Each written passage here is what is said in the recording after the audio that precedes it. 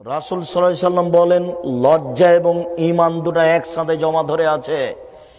লজ্জা যখন চলে যায়, ঈমান তখন চলে যায়। লজ্জা এবং ঈমান একসাথে দুটো জমা ধরে আছে। ফতোয়া গায়ে দিয়ে ল্যাংটা হয়ে আপনার মেয়ে বসে আছে কেন? লজ্জা নাই এজন্য। মাথায় কাপড় না দিয়ে বাজারে যায় কেন? লজ্জা নাই এজন্য। ছোট ব্লাউজ পরে আপনার স্ত্রী এ বাড়ি ও বাড়ি যায় কেন? লজ্জা নাই এজন্য।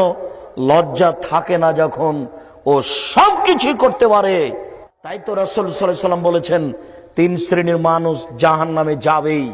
তার এক শ্রেণীর মানুষ হচ্ছে ওর রাজলাতু মিনান নিসায়ে, পুরুষের বেশধারী নারী। যে মেয়েটা প্যান্ট পরে আছে জিন্স কাপড়ের, বলেন তো দেখি আপনি তার লজ্জা আছে? ও মুরব্বী, আপনারই নাকি বেটি ওটা বসে আছে, ও কি হিন্দুর মেয়ে? খারাপ লাগে না? আপনি বলেন যে আমার মেয়ের লজ্জা আছে। আমার মেয়ে লজ্জা করে প্যান্ট পরে বাজারে ঘুরে।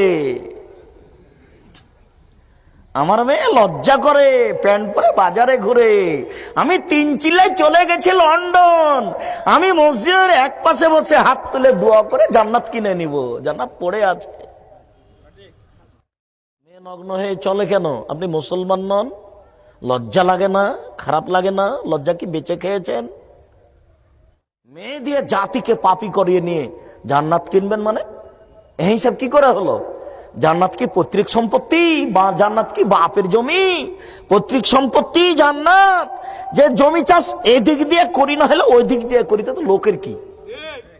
জান্নাত কি পৈতৃক সম্পত্তি? জান্নাত কি বাপের জমি? জান্নাত কি গণতন্ত্র টাকা দিয়ে করে নিব? কখনো না, এটা অসম্ভব হতে পারে না। জান্নাত কারো পৈতৃক সম্পত্তি নয়। জান্নাতে একজনের লোকের কথার উপরে নির্ভর করে, যার নাম মুহাম্মদ সাল্লাল্লাহু আলাইহি সাল্লাম।